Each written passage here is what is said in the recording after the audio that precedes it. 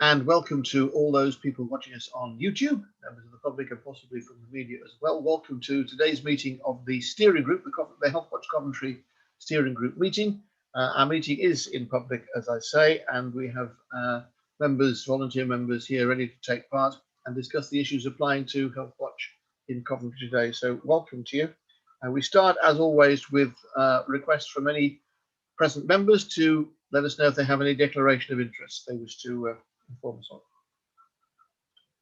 And as there are none, we move on to the minutes of the meeting held on the 30th of March, our last meeting.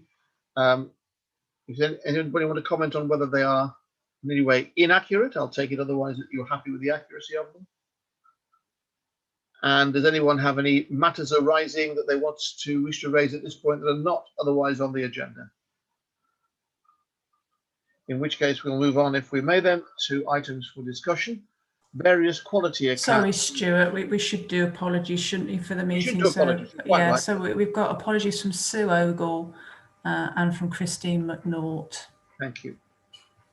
Yes, thank you. My apologies for that. So items for discussion then. Quality accounts from various parts of the health service, Ruth.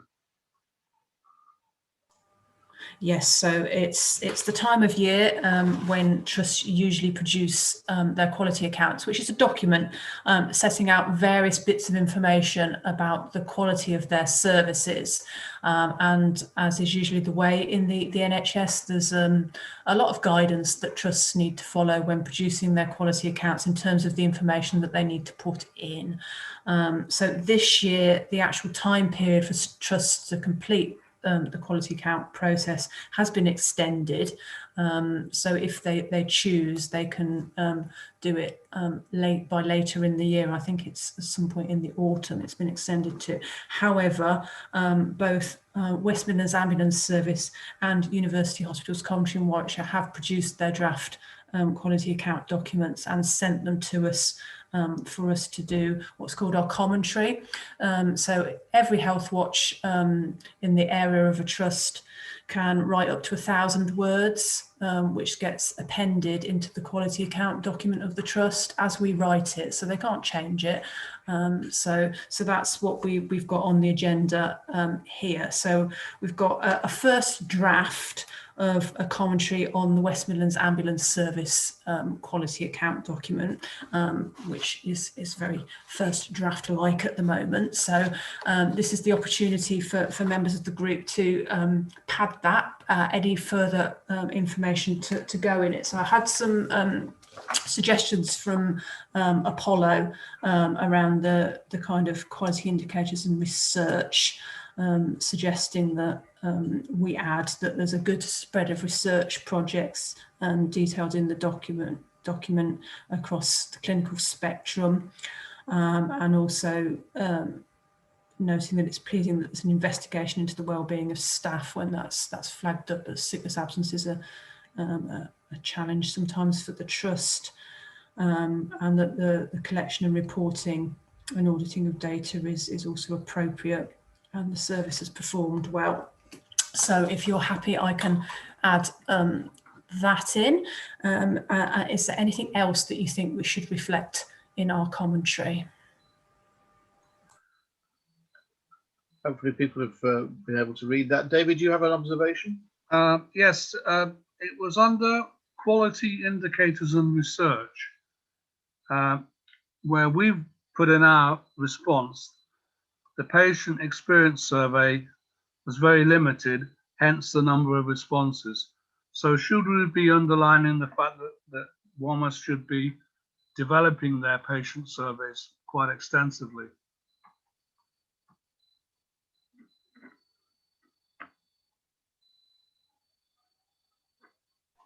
Yes, we could highlight that. So within the quality priorities for the coming year, WMS has got a number of bits of work which are around trying to generate more patient feedback, but I guess it's the looping things together, isn't it? So I guess until they've developed their approach, it's difficult to do what should be the quality cycle, really, where that actually then feeds the priorities. Yeah, because I think we've said in previous years, haven't we, that there's been a lack of information on how well they are communicating. I can understand it's more difficult because people tend to be using the ambulance service, hopefully never at all. But if it is, it's for a very limited time, traveling from Camden to UHCW or something. But so as against the hospital where people could be there for days or weeks, maybe getting people's views is more difficult, but they should try, shouldn't they? Yeah, okay, so I'll try and enhance that. So, because WMUS provide a number of different services now, so they provide NHS 111. So we've talked about it in that context, because we've had quite a few conversations at this steering group, haven't we, around NHS 111. And it's a bigger picture issue, so some of it's not within WMUS's gift, so to speak, in terms of how transparent is the performance of NHS 111. It seems to be one bit of NHS services that doesn't have the kind of usual public data and things associated with it, which is a little unusual because the NHS usually has lots of performance data and things that come out. And WMUS also do the non-emergency patient transport service as well, so the taking people to hospital appointments where people meet the criteria for that service, which are kind of disability, illness related criteria. So yes, there's been a thread through a few years of quality accounts where they've been looking to try and collect more patient feedback, but it hasn't kind of transpired really. So okay, we can draw that out. Thank you for that, David. Anything further for anybody on either the ambulance service or UHCW? Okay, so in terms of the UHCW one, so this is a final draft. So this is here for your final approval. So I've already sent this as draft to the trust because their timeline is different from UHCW's, from WMUS's, because we've had UHCW's quality account with us for longer. So it's basically any final tweaks that you want to make to that, because I need to get the agreed version to them this afternoon. So speed is of the essence, as they say in this respect. Anybody wants to contribute here? Sonia, yes, please. Sonia, Ruth, I just wanted to ask about I've lost it on my document now, but the discharge from hospital. I was quite concerned with the changes in the paper that came out around discharge from hospital, and on long-term conditions not having to do an assessment to discharge.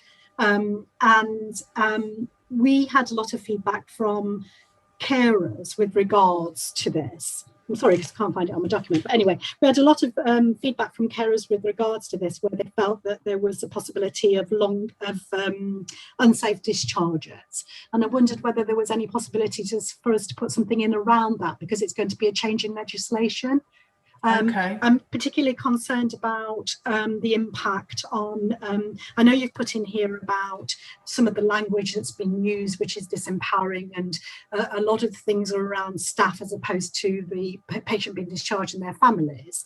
But whether we could actually be specific around the carer's role, because if people are being discharged, and it is only on long-term conditions, but if people are being discharged without assessment in the hospital, then that can fall onto the carer.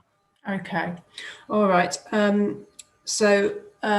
We can say stuff if it's going to be specific to UHCW themselves as an organisation. Yeah. If it's a bigger picture issue, this probably isn't the place for it as such, because it's got to be something that's kind of within their gift. We could add something to make the point about the importance of family carers. Yes, I'd appreciate if we could do that. Yeah. Just because I'm conscious of carers being adversely affected if it's not a good discharge process. Okay. Yeah. Okay. Thank you. So we could frame it in that kind of way, but in terms of the solutions, it's a cross-system solution that's needed, isn't it? But also it's national work. Now that these directives are so set that come down nationally in terms of the approach that must be taken, and maybe at some point in the next year, or there's a piece of work maybe that needs to be done in terms of actually looking at people's real experiences and their outcomes. Well, I'd hope there is some outcomes tracking going on, but it's not a given, is it? So maybe something that we might want to ask about. So, okay, so I could weave that in. So we've used 975 of 1,000 words already, so I've got to do it in 25 words. So I'll try and do that. So I might have to take some other bits of words out. So, because otherwise we might be rejected. So, okay. All right. Anything else then on the UHCW one? Yeah, thank you, Sandy. Anything else UHCW from anybody? Everybody content with that as it reads? And we have a note about the workshop with CWPT. Yeah, so Coventry and Warwickshire Partnership Trust, our Rotherham NHS Trust, provide mental health, learning disability and community health services in Coventry. So they are taking a longer timeline on the production of their quality account. So what we have put in is a quality meeting with them on the 10th of June at 1 p.m. So I know most people have got in touch with me to say whether they can come or not, but I can't remember who it is. So you're all welcome. I'll be sending the link round shortly. We'll be doing that on Zoom. So that's an opportunity to catch up with progress around the quality priorities that they set for the last year, and to see where they've got with identifying quality priorities for the coming year as well. So as a trust, they are heavily involved and linked into hospital discharge, for example, from a different aspect of it, because they run the community nursing, district nursing services, for example, other services, physiotherapy and those sorts of services. So so that might be a conversation that could be had also. So that's our plan for them, and that's why we haven't got a document from them at the moment. Now, I believe that this could be the last year for the production of quality accounts in this kind of format, which is understandable in the light of the NHS changes, which are supposed to be being implemented from next April. But again, we are watching to see what the realistic timelines is going to be.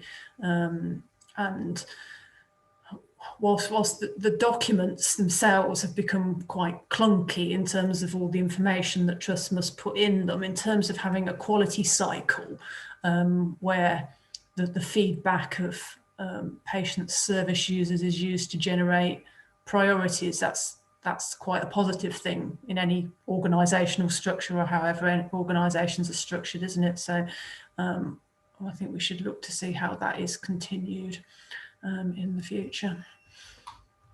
Thank you, Ruth. Any further observations from anyone on that so far? In which case we move on to Healthwatch activity. A paper has been circulated for discussion, Ruth.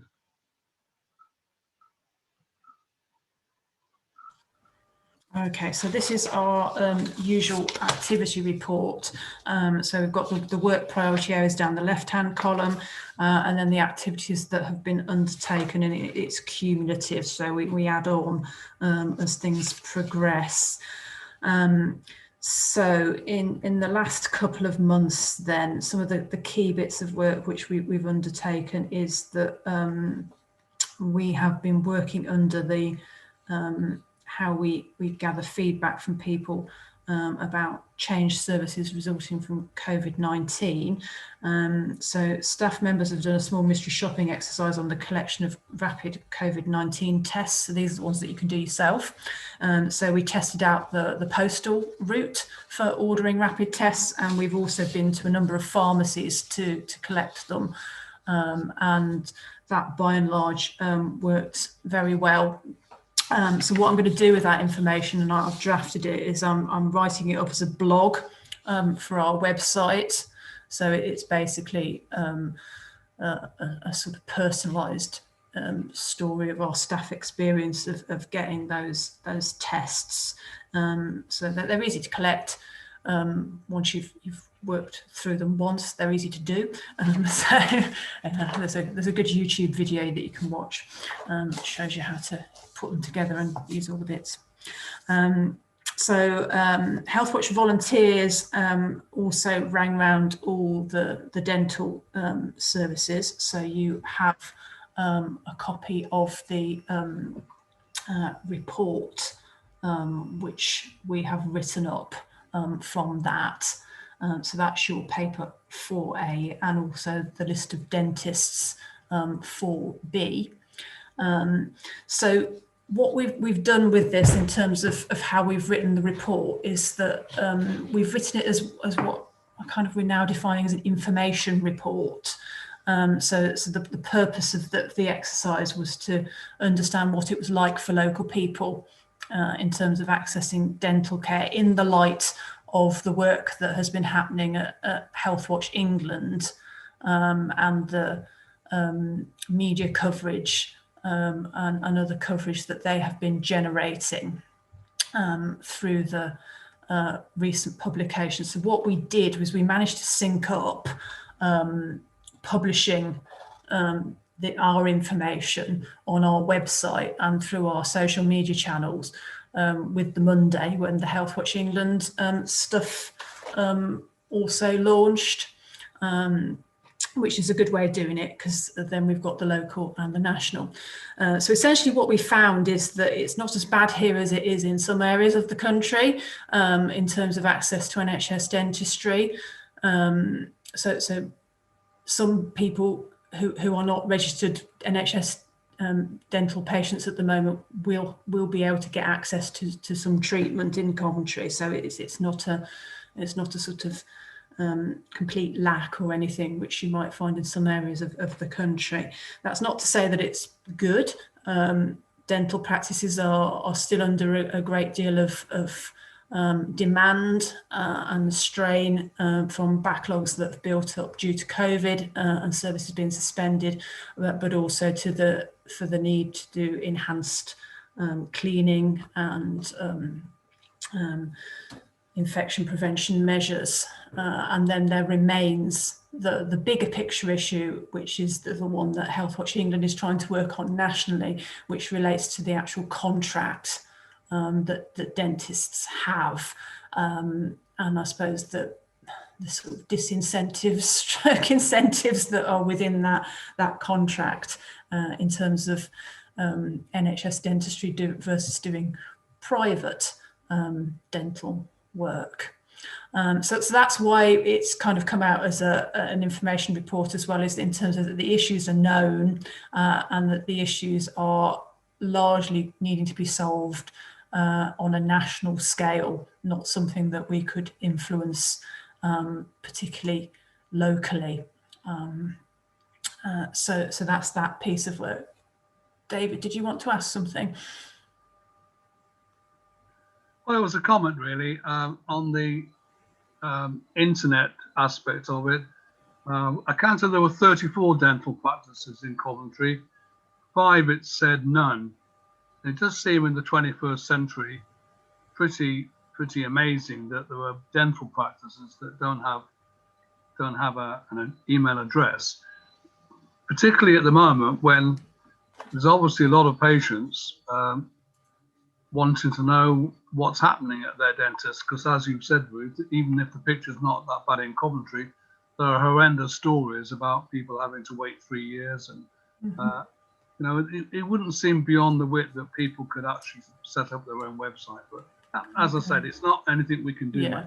So in terms of the dental practices that are listing as not taking part, so we phoned dentists. So we tried 3 times as a maximum for each.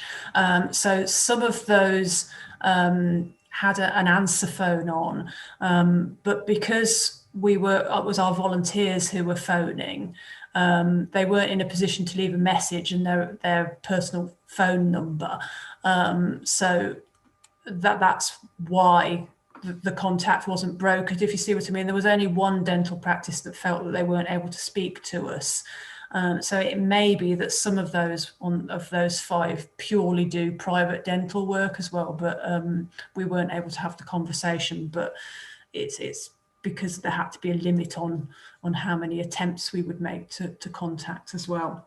Yeah, well, I mean, thanks to people who did that. But just colloquially, I phoned my own practice, and not phoned, I went on their website and it said currently not available. So, you know, maybe even some of those that have got websites are not necessarily keeping them up to date.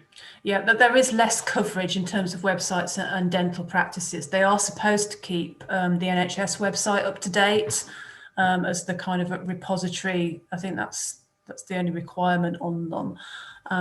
But again, yes, it's difficult to know whether the information is up to date on the NHS website, and sometimes it isn't as well. So, but that could be. Is there a mechanism? It's like, you know, it's like if you're running a dental practice, you know, maybe that's something that could be supported. Coventry City Councillor Kevin Mayton actually tweeted about this. Saying about the situation where people have to wait for years for some basic dentistry procedures on the NHS, or pay what he described as huge sums for private dentistry. And I pointed him towards the Health Watch Coventry report on dental services in Coventry. His reply was he hadn't seen it, but he would go away and read it and look at its implications. So our report has got through at that level, and I'm sure it's of great interest to anyone else, as David said, who would be concerned about the. Yeah, so we'll do some newsletter circulation in the next week or so as well, to make sure that we've summarised some of this stuff for different audiences. I think sometimes, because councillors get so much, don't they, into their inbox. Yeah. we had asked the council if they had some mechanism in place to try and get information to councillors, because we had found in the past that one of the best ways, we used to print out newsletters and they used to distribute paper ones, because in busy inboxes it can end up in, I think, easiest thing in the world to miss stuff. They also have a thing called clutter, I think councillors do, so things just go in there. Okay, so those issues we've been raising. Okay, so that was the dentistry reports then. So we've covered off 4A and 4B there as we go along. Yeah. So a lot of work has been related to COVID-19 vaccination. So we've continued to get reasonable level of contacts through our information service, asking questions about vaccination, and we've been really regularly updating our COVID vaccination page on our website, which has maintained its kind of high hit rate from people, and mainly people are finding that page by Googling COVID vaccination Coventry. So we're coming up at the top of the searching for that at the moment. So I've been able to obviously say that we can use that to get information to people when I've been going to the public health and NHS meetings about vaccination. So there have been a number of drop-in clinics, for example, held in Coventry, which we've been promoting. So that's where people can go without booking. So that has started to happen. So is anything further on the activity report? Okay, so the other thing that we've started to do as well under 3 is that we're working with a local diabetes support group, because it's diabetes support week next week. So we've got a short survey which is going out through that group and will also be publicly available. So that's about access to diabetes health checks since the pandemic, really. So some of that work sits in GP practices. So that will be interesting to find out. We've also got our carers case study. Sorry, it's carers week next week, isn't it? Not diabetes week, that's later in the month. So it's a busy month, juniors. And it's volunteers week this week as well. So I just like to say thank you to everybody who's volunteering as well. So Stuart mentioned his videos that he's recorded with Felicity. So they are going out one a day this week on our social media as a way of recognising Volunteers Week. So other information you've got there is you've got some facts and figures in terms of how busy our website has been, how many social media impressions we've been getting. Facebook's decided to end most of its analytics this month, so we won't be able to produce some of these figures anymore, which is a bit of a shame, really. They're saying that it's not much used, but you know, at the moment you can drill down into all kinds of stuff. And then you've also got a summary of stuff related to Healthwatch England and the CQC and stuff. So the other bit of update is that Karen McKenna has left the post of Information and Communications Officer in the Healthwatch team. So we're out to recruitment at the moment. So the job adverts for 2 posts. So we had a re-look at the budget and with VAC. So that there's 2 posts now, and it's actually providing a little bit more in terms of hours for the staff team. So the information's on the Healthwatch website. Please help promote if you can. So that's a counter through the activity. Thank you very much. And if you look on the Healthwatch Twitter account, by the way, you'll see that you are told that volunteers to Healthwatch can give an incredible 1,006 hours of their time, what they did last year, which is quite remarkable. So thank you to all concerned for that. So moving on to item 6 on our agenda this morning, which is the reports from our various representatives who've been to attend external meetings and groups on behalf of Healthwatch, on behalf of the patients in Coventry. And you've got paper 5 with those reports included. Does anyone wish to comment on anything you may have read in those reports? Are we all clear and understood? And you'll see Ruth mentioned a moment ago the vaccination programme, and of course alongside that there's the incidence of cases currently in Coventry, and we know that that's a matter of concern just at the moment, keeping an eye on the increase of those cases and the severity of them, if that's the appropriate phrase. So that's highlighted, I think, in 1 or 2 of the reports. You might want to just take note of that. Apollo, you wish to say something? Yes, it was just, I mean, it was just carrying on from that, really, that in the report you wrote, that there was concern in the north of the city, Foleshill, St Michael areas, about the increasing incidents, and further down they have a low uptake of vaccination, which I guess is no surprise, is one of the reasons for that.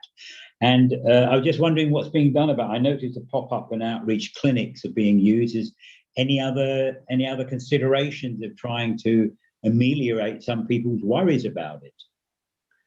Yes, bearing in mind when that meeting was held, which was a couple of weeks ago now, I mean, things may have moved on since. They obviously were quite actively engaged in trying to address both those issues, those twin issues of the uptake in vaccination and trying to improve on that, and obviously the incidence of cases. So pop-up clinics is part of that work, and I'm sure there's further activity going on, but those are the areas of Coventry that we're giving greatest concern at the time.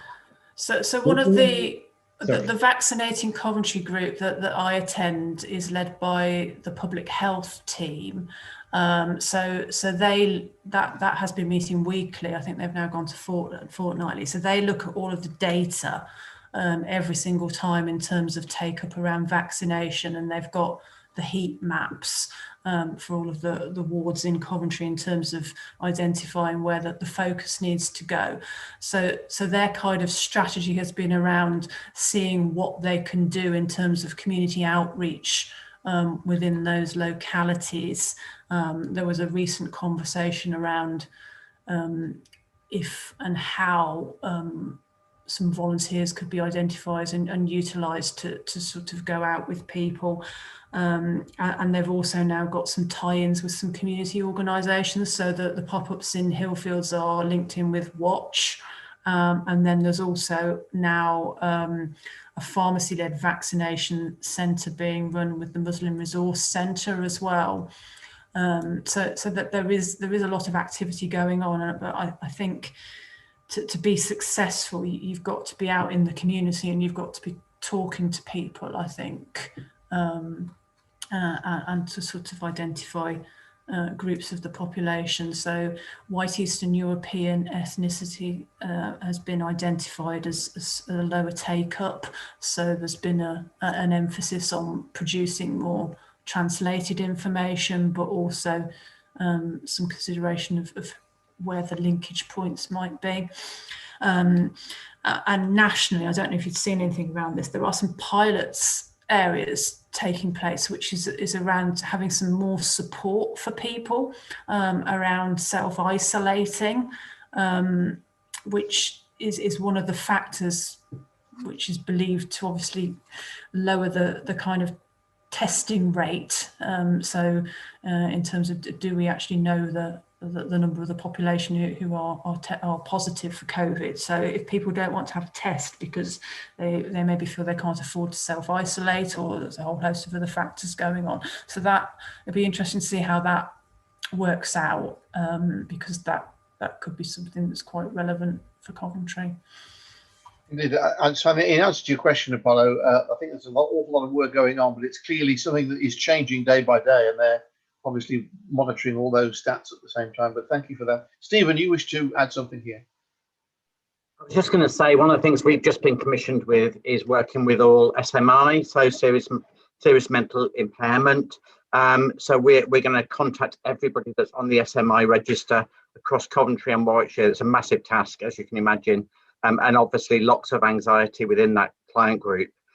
So we're working across, we've been, they're sharing the information of all those clients with us, which has been a bit of a logistical nightmare because of GDPR and everything else. But we're about to get there, I think. And then ourselves and Springfield Mind are working then on contacting with volunteers, all of those, and where possible, even escorting them or taking them to appointments if they need to. So it's a major task, but I think, it's a client group that really needs extra support. That's really interesting, actually, because there's a group of people who've been contacting our information service who have been people who have got significant anxiety. So their ask has been, well, how can I get my vaccine without going to a vaccination centre? So that's something that I'm trying to find out if there's a solution for that's been thought of locally as well. So it might be. I don't think they've thought of that solution yet. I think it's still a matter of going to a vaccination centre, but whether people with support and whether volunteers could support with that. That might help if people have some support. There's a lot of volunteers that came forward for the NHS last year that I think would still be willing to help in some way. Maybe there's a way of coordinating that. I think that's absolutely right. I mean, there's a piece today I heard that a lot of people who have been, as you say, volunteering to help with the vaccination program and other things, many of them are now returning to their normal daily work, as it were, because things have eased in that respect. But the NHS certainly has a big task to fill those gaps, because the volunteers are still needed in those roles. The word anxiety, I think, is quite apt to use at this point, because I just get the impression that we know there's been a number of issues raised through the COVID-19 pandemic about health inequalities and so on, and also stress and anxiety that people have experienced. And it just seems to me that at the moment, there's more of that now beginning to come to the surface. We're only just beginning to get a handle on the degree that affected people. I don't know whether you'd agree with that, Steve. And I think we've always said that, you know, the spike in COVID came probably, you know, 6 months ago. The spike in mental health hasn't yet come. The spike in mental health is yet to come. And we're not, I mean, you know, we were really surprised when we did our end of year data collection that we supported again over 38,000 people in the last 12 months through digital means primarily. You know, and you know, that's a similar picture to the year before, which is really good, that we thought the figures would have dropped significantly. But we know there's lots more people now that are saying they've never used mental health services before, but actually they want now to access mental health services, and we're just not sure how we're going to cope with it. But that's our problem, not yours. But it is a major issue that needs, obviously, will have to be faced, isn't it?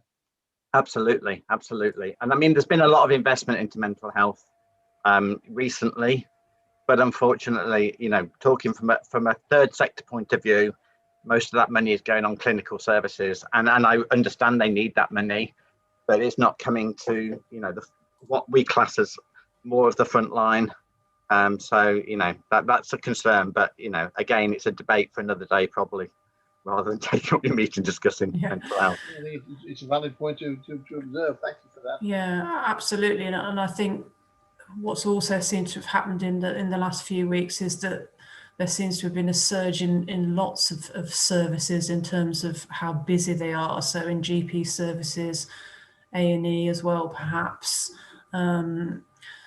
So I think there's going to be lots of challenges, aren't there, across the board in terms of whether it's physical health, mental health, or interrelated well-being issues that people are experiencing. Good, thank you. Anything further anyone wants to comment on, particularly items emerging from the representatives' reports? Anything anybody else wants to observe or? So just one final thing to say in terms of representative roles. So we've gone into what's called the new municipal year for the local authority again. So Scrutiny Board 5, Health and Social Care Scrutiny has been reformed. So Councillor Clifford is chair of that again, and we have the co-opted place on Scrutiny 5, which David takes up at the moment. So David is willing to carry on. So it's up to you as steering group members if you approve that, or if you think that there's somebody else who'd like to do it, in which case we might have to vote or something. Yes.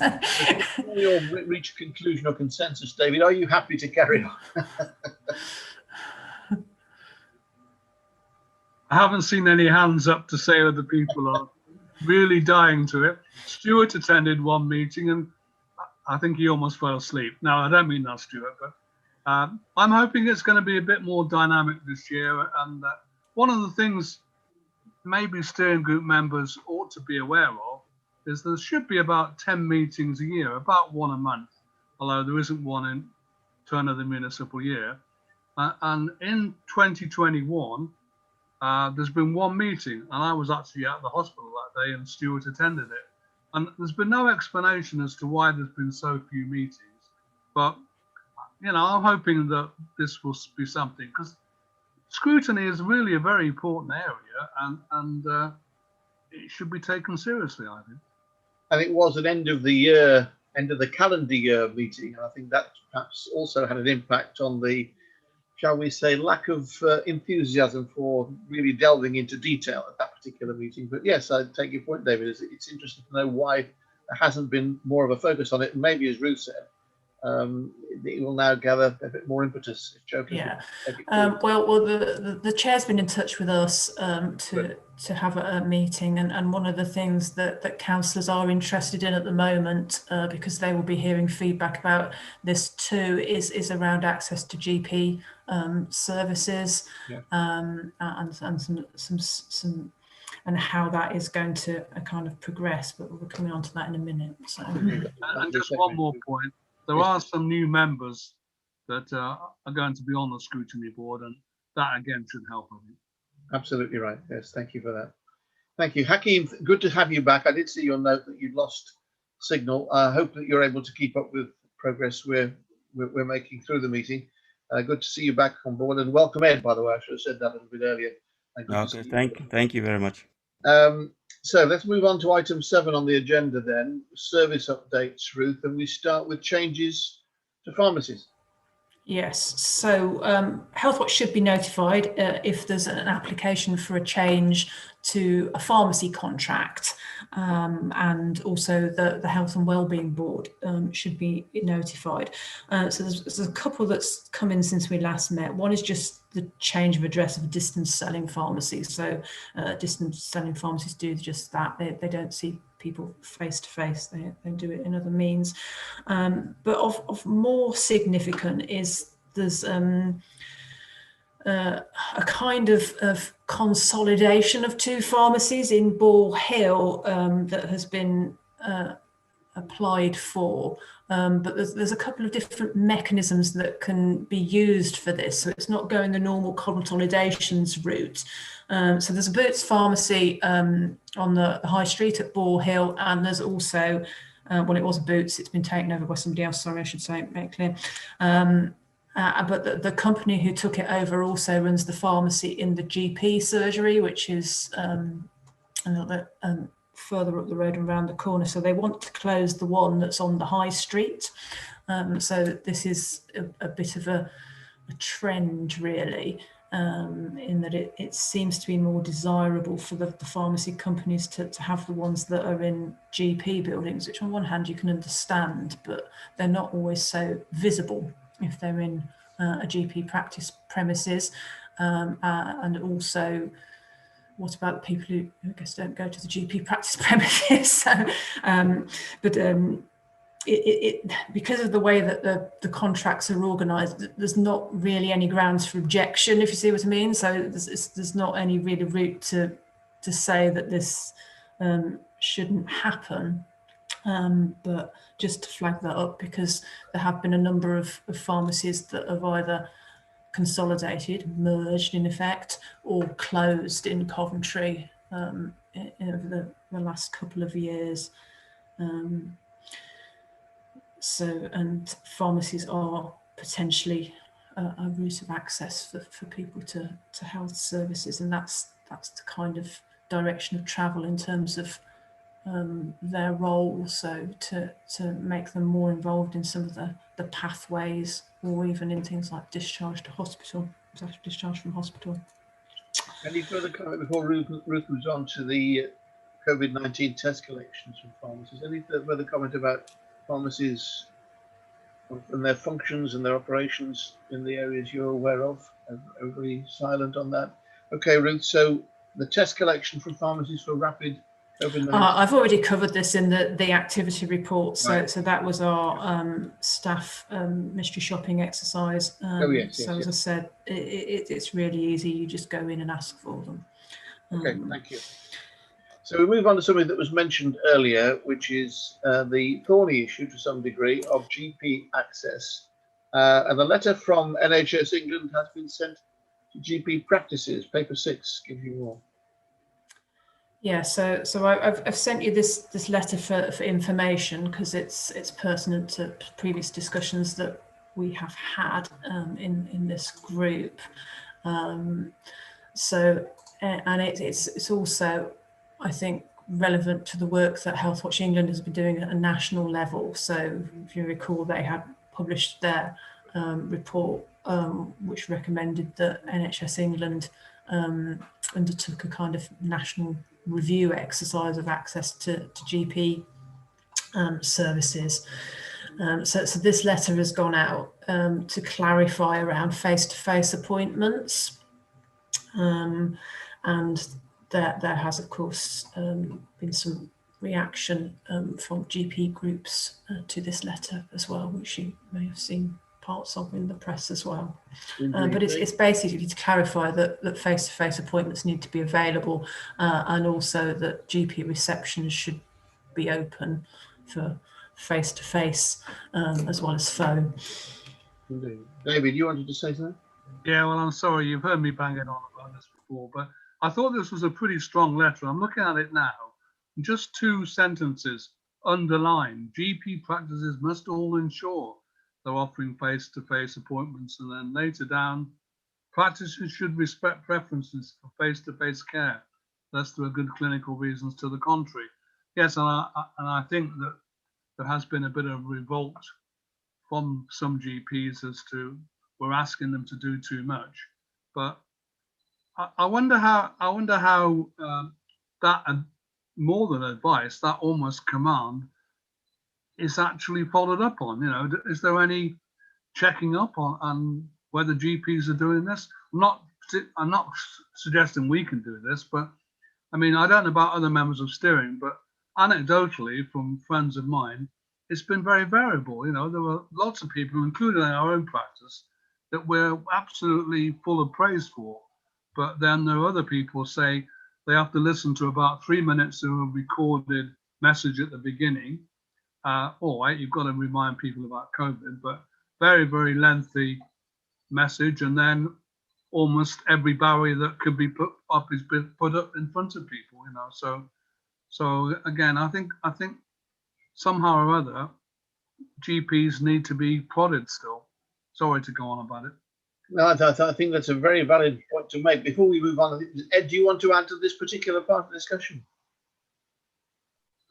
Yeah, just to say I attended a meeting of the Coventry and the merged CCG last week, and this came up, and there were a few members of the public that actually attended that meeting, which is really unusual, and they were raising this point, mainly that they had been asked, you know, they called to have an appointment and then had to wait about 4 hours for a call back, and this does seem to be something that people are really concerned about. And in response, the CCG was kind of saying that vaccinations had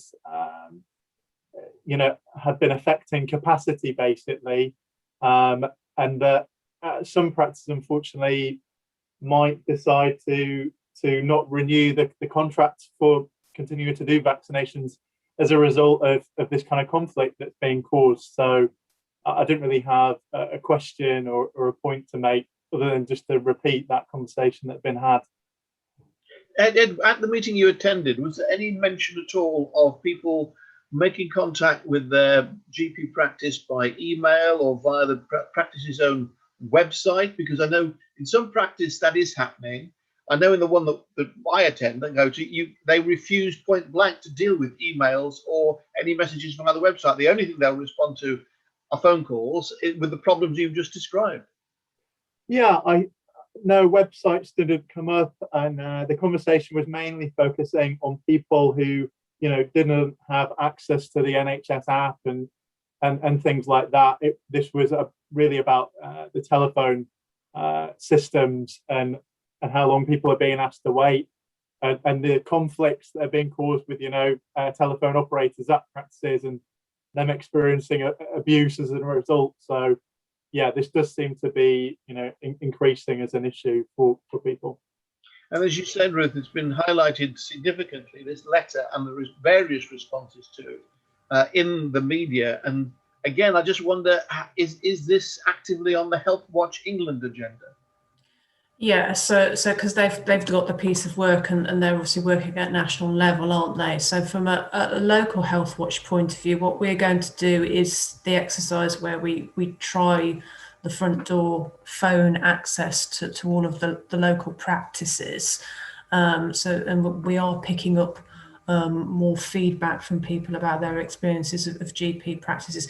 In terms of the national letter that's gone out to the GP practices, it's still quite recent. So I think there's the conversation that we can have with Scrutiny because they have an interest in the subject. I also had a conversation with the GP lead at the CQC, and their view was that the letter was only very recent, so that they wouldn't necessarily be following up at this point. But that's something that they certainly might do in the future. So I think one of the challenges, as always, with GP services is that they vary quite a lot, don't they, between practices, and how things are organised can impact on how things work. So there's definitely some GP practices issues around their phone capacity. And I guess the reason why the letter has been sent out nationally is that some GP practices have essentially been saying that they won't see people face to face. I know of at least one GP practice that still has that up on its website, for example, in Coventry. There'll be more probably. So, and I think the thing that everybody's concerned about, whether they're GPs or from our perspective, is that also you've got to try to ensure that the people who need services the most have access to them. And sometimes in cities like Coventry, they're not the people who will necessarily be making the fuss or the sustained effort to access the service. So that's a challenge. Thank you, Ruth. Anything further on access to GP services anyone wants to comment on? If so, now's your opportunity. Apollo, you want to say something? Yes, it's just I mean, first of all, I'm very surprised about the comment that half of general practices, are delivered in person. Anecdotally, that's not the feeling I get. And below that, the patient input, this choice should be sought. The patient should be given a choice. Again, it's what's available. And the issue I think that has come up time and time again is access to GP. If you're accessing the GP by phone from 8 o'clock, by 8:10, everything's gone. And that's whether it's a GP, whether it's APNs or whoever it is. So the de facto situation is, A, they haven't got a choice, and B, they're not there anyway. So I think, this is a real problem. I mean, it's not a new problem, is it? But I'm just surprised to see that half of general practices deliver in person. That's not the anecdotal evidence I have around here. And I think that's probably echoed elsewhere as well. Catherine, you were nodding in agreement to what Apollo was saying. Did you want to chuck in anything at this point? You're muted at the moment, by the way. You're muted. There we go. Is that okay? I think I would just agree with what's been said in terms of accessing the GPs. In terms, the few occasions I personally have had to do it, it's actually managing to get through to anybody to get some information and then phone you back, and then what happens next.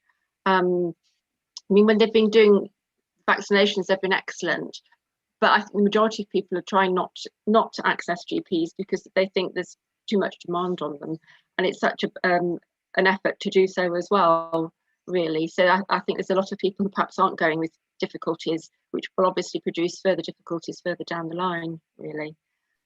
And you do wonder, don't you, that if people are, as you say, not wanting to trouble the GP or not wanting to get involved because it's too much trouble, whether that's not storing up a bigger problem health-wise for all of us. I mean, I think by implication it will. I'm involved with other, and with Headway as well locally, and what I've done is contact GPs on the behalf of some of the people that I've spoken to, and they've been very good.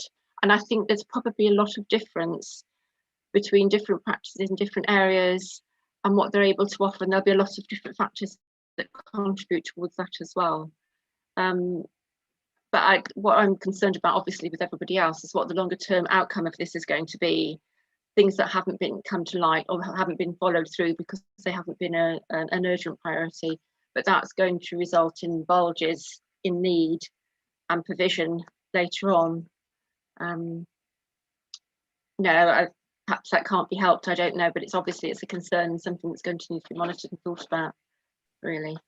I'm sure that's true, yes, thank you. Ruth, hopefully some food for thought there. Okay, yeah, I think discussion kind of shows the issues that there are at the moment, really. So there's some things that we can do in terms of some conversations that we can have, and from a Health Watch point of view, and some actual practical finding out and writing it up so that it's available for the CCG, for example, to see what the experience is. Good, thank you. Anything further on that letter from NHS England to GPs? We're all done in that respect. Okay, let's move on.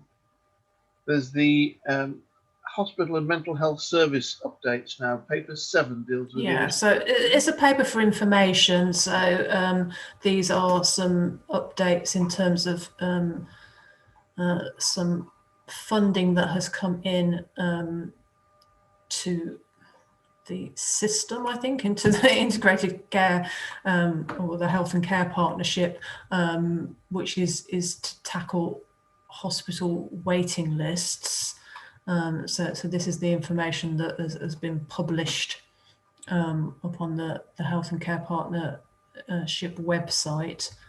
And then some information from Coventry and Warwickshire Partnership Trust about the Crisis Plus initiative, which is around transformation funding for the delivery of intensive outreach services. So just some useful things to be aware of. So it's the first one, the accelerator site. So that's a kind of 12-week program. I haven't really seen anywhere or been in any meetings where there's been any kind of further explanation of this and what that kind of means. So point 1, for example, on page 1, transforming how we communicate with people to fit in with their needs, exploring new technology which will give patients the choice of telephone, digital, face-to-face contracts throughout their journey.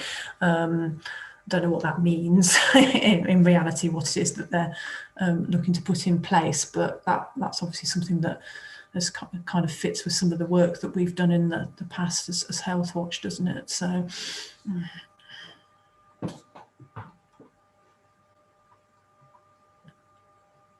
Anything more on that from anyone? Hakeem, I'm just concerned, as we can't see you, whether your raising hands function, all the rest of it is working as it should. Is there anything that you want to contribute on the things that we have discussed so far? Are you okay just monitoring what we're saying? I'm just okay. I'm just in the listening mode today. Okay, all right. Thank you for that. It's a very good idea to be in from time to time. Let's move on then to the addition. I've just stuck my hand up. Sorry. I beg your pardon, Stephen. Yeah. I only wanted to add in from my comment earlier on. Obviously, what you haven't included there is anything around the mental health transformation funding.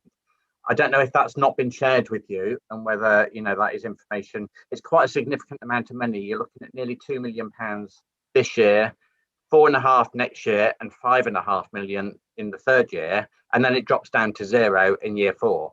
So there's sort of an expectation of transformation with no way of then backfilling the money that's needed to do that.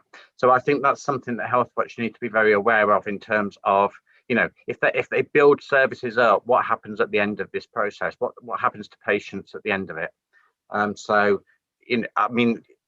You're obviously well placed to have a conversation with Sue Ogle because she sits on the board for that. So it might be that you want to talk to Sue, or I can share some bits of information with you, Ruth.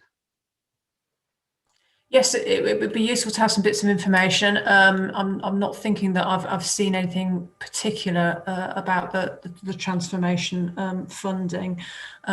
So yeah, please share some information, and then if steering group members have a look at that, and then if there's anything else that you want to know, maybe we can get I just a relevant person to come and speak to the group or something. So yeah, I just need to check that I'm allowed to share what I've got. Yeah, okay, fair enough. Yeah, so it needs to be a public-facing document, doesn't it? Yeah, so yeah. That's sometimes the lag in terms of when information comes to us as a Healthwatch, if you see what I mean. Yeah, so yeah. You should be cited on it, even if you can't. Yes, absolutely. Yeah. Okay, I'll do that. Okay. Thank you, Stephen, very much. So we move on to that additional item then, the CQC report into St Joyce Parker Hospital, which has been separately circulated. Okay, so just for your information, really, so I only became aware of this after the first lot of papers have been sent out for the meeting. So the Signet Hospital, as was a topic of discussion at this steering group 18 months ago, and that provided mental health services for women. It ended up being closed after its CQC inspections and ratings at that time. It was closed for a little while, and then Signet, the company, opened up a different facility in the same building. So this is the Joyce Parker Hospital, and this is Child and Adolescent Mental Health Services. So the CQC inspection report is the first inspection report on that new provision of child and adolescent mental health services, and the service is rated as requires improvement. So that's for your information, that the CQC continue to work with the organisation. They've used some of their statutory powers, the CQC, in terms of some of the actions that are in that report that the organisation has to implement, because they're considered to be breaches of the regulations for the facilities. So just so that you are aware of that. Okay, that's really for, as you say, awareness. Any comments? No. Good. Okay, let's move on then, if we can, to Health Watch England. We've mentioned a couple of times already this morning. Health Watch England strategy and work. Again, paper 8 is for information, and paper 9 looks at where we are focusing support with. Yeah, so they're both about Health Watch England, both of these papers. So paper 8 is, so Health Watch England just published their new strategy. Paper 8 is the summary version of that strategy. There is a bigger document which is available on the Health Watch England website. So it's important and significant because we are a network of Health Watch, aren't we? So whilst the role of Health Watch England is distinct and different from that of a local Health Watch, we are interrelated. So it's worth us being aware in terms of how they have now decided to frame their vision and their mission and their approach going forward. And I think that the layout of the document in terms of how they've presented it is quite user-friendly, isn't it, in terms of presenting what can be quite dry strategic information. So you can see that they've highlighted that their priority is that they want a world where we can all get the health and care that we need, and to make sure that people's experiences help to make health and care better. So there's no direct lift across. So because Health Watch England have set their strategy and written it in this way, that does not lift across into local Health Watch, because we do our own strategy and vision, but also our role is defined in the legislation and the regulations which brings us into being and keeps us into being as local Health Watch as well. But it's just to make sure that you're aware that has happened. And then paper 9 is essentially where Health Watch England say that they're going to focus their support to the Health Watch network, to all of the 151 local Health Watch. Which again, in terms of our kind of strategy, is significant, because we have this sort of symbiotic relationship with Health Watch England, and there are some obviously duties of information sharing with Health Watch England which are placed upon us. So as you can see, when we have talked around some of these areas before, and people who've been to things like Health Watch Week, the online conference last year, some of these phrases will start to be a little bit more familiar. So demonstrating impact.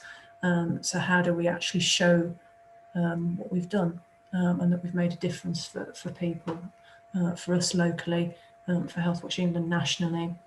Equality, diversity, inclusion, quite rightly, that there's quite an emphasis on this at Health Watch England, and should of course be in local Health Watch as well.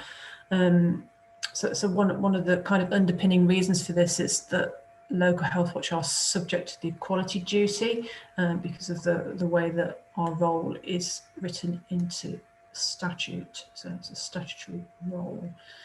So we've got stuff about information sharing, the brand and reputation. So Health Watch England controls the brand, the Health Watch brand, and licenses it to the organisations that run local Health Watch. So you wouldn't want to do anything as a local health watch which meant that they might take your brand away from you. Also supporting us to be effective, that is a big part of the kind of role that Health Watch England has. So in terms of Health Watch Coventry, I've started drafting a kind of refreshed strategic plan for Health Watch Coventry, because that's one of the things that we need to think about. And I flagged at the last meeting in terms of giving consideration to how we kind of do work planning and our process for that as well. So these things are kind of all a bit intertwined. And there are some specific offers from Health Watch England around particular aspects that are in paper 9 as well, which we might want to take up from them. Thank you. Any observations on the role of Health Watch England now in relation with them? Everyone want to move on? Okay, fine. Thank you. We'll do that. That's noted. Thank you, Ruth. Publications. I must confess I was rather amused by the King's Fund's piece on the integrated care systems. I mean, it's a very serious piece, and don't get me wrong, but I'm glad they can make sense of systems, places and neighbourhoods and all that goes with it. And I think the apposite bit of the whole piece is to go to where they say, what next? And I don't think they draw any more conclusions than we have already, which is nobody really knows, because we're still waiting to find out exactly what happens next. But it's interesting to read. It's an interesting analysis, at least. And of course, they also make the point that part of the objectives behind the establishment of ICSs is not only to take the NHS forward in a new direction, but also to aid and assist the reintroduction of services post-COVID. I just wonder whether that's not asking an awful lot of one reorganisational state. Maybe we should be doing one thing rather than the other separately. But anyway, that's just my thought. Any other comments on that? Nope. Okay. Thank you. Sorry. Yeah. Did anybody see how I skimmed this? It was quite long. How are ICSs supposed to strengthen the role of a public voice? I noted that was a criticism of STPs that's mentioned in the King's Fund report, but then it's not really clear to me, you know, how is our role going to be strengthened? It mentioned, you know, statutory contract meetings will be held in public. Is that the only measure? Did anybody else find that intelligible? We mentioned it earlier, actually, before you joined us, and I think we're all a bit mystified by where and how this is going to be translated into reality. Ruth and I attended a meeting of East and West Midlands Health Watches the end of last week, and it was an area that was subject to considerable discussion after we'd had this lengthy presentation of charts and guides and flow maps and all the rest of it of how the thing is going to come together. Somebody spent hours designing them. They all look very pretty, and I'm sure there's a lot of common sense behind them. But in terms of what it means to the public face of the NHS and what it means to the role of Health Watch within that, I think we're as mystified as you clearly are from the question you just put in. We wait to see, simply. It's exciting to wait to see. There will be more guidance coming out. So there's already been some guidance coming out. So some of the things that they're kind of talking about having for integrated care systems are things like citizens panels and things of that nature. Things that have been around for a little while as kind of concepts, really. And the problem with all of that, Ruth, is somebody says, let's have a citizens panel. Nobody really thinks about what it means or how it's going to function. It's a great idea. It's a great notion. Write it down quick. That's a good thought. Citizens panel. What does it mean? Yeah. But there are some good practice examples around the country, though. So I was talking to Rose Ewings from the CCG the other day, and she was citing one that's in London somewhere. So she's been looking at what that's been doing, because it's also about how you wire it in, isn't it? Not just that you've got a panel. It's like, so what is it influencing? So it is all unclear, but there is work in progress, I guess, is where things are at. Thank you. Thank you. Anything more on the King's Fund's paper? Macmillan Cancer Support and Integrated Care for People with Cancer Group. Yes, so all of these links here are kind of there for interest, really. So these are the kind of usual list of things, which is a selection of some of the stuff that we get alerted to, which should be helpful and of interest in terms of understanding some of the issues for different people. So that the one at the bottom, the Women's Health Strategy Call for Evidence, so that's still live at the moment. So it's interesting. You might think, well, why would you need a women's health strategy? But actually, there's been some analysis, hasn't there, that women might be more disadvantaged from the COVID situation in a number of different ways.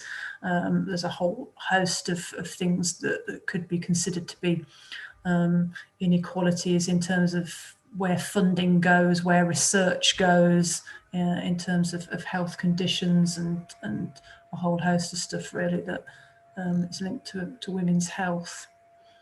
And all of these things, of course, there will be an impact on them of the pandemic, as we know, in terms of health inequalities generally. So that's another critical element to factor into all of this.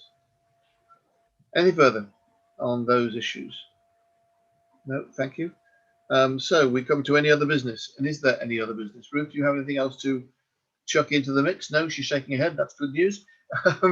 Anybody else with anything you want to contribute? No, thank you very much indeed. In which case you have the dates and times of our future meetings. Can I just also flag up Health Watch Week this year? Yeah. I haven't heard any information about the format of this, but the kind of concept of Health Watch Week is happening again, and it's the 9th to the 12th of November, so later this year. So I would suspect it will depend on the COVID situation, vaccination, roadmaps, all kinds of things in terms of whether it's a face-to-face or an online or a blend of the two.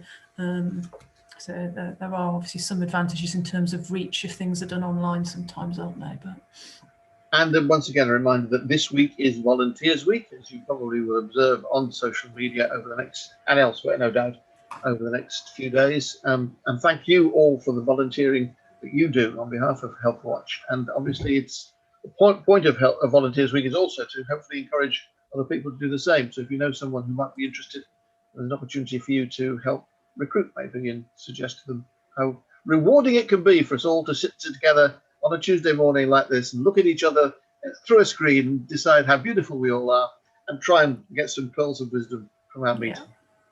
We're also going to be opening up some other new volunteering opportunities in the coming weeks.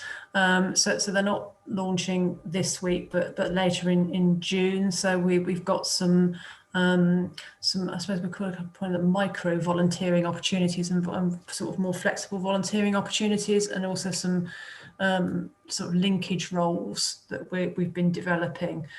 So it is kind of part of our plan moving forward now as we go into June to try and recruit new volunteers across existing roles into new roles, and then quite rightly, as Stuart said, steering group recruitment, which I would anticipate will officially open up in September, but in terms of actually promoting Health Watch and the important role that you do on the steering group, yeah, now's a good time to start. Indeed. So, as I say, the dates of the next meetings, future meetings, are on your agenda. Let's hope it's not too long before some of those meetings are actually face-to-face around a table again instead of through a screen. We wait to see for the announcements this week as to whether or not. So we'll plan to have the August one continuing on Zoom, and then take a view after that, because one of the key things is, are the venues going to open up as well? So Queen's Road Baptist Church has always been our venue, and they had an income generation stream through their room hire, but obviously it's a long time now, isn't it? So in terms of all of the things that have been shut. So. Meanwhile, the restaurants are open. It's my wife's birthday, so we're going out for dinner tonight. So thank you very much indeed, everybody. Have a good time. Thank you very much, David. And we'll see you next time. Thank you. Bye. Bye. Bye. Bye.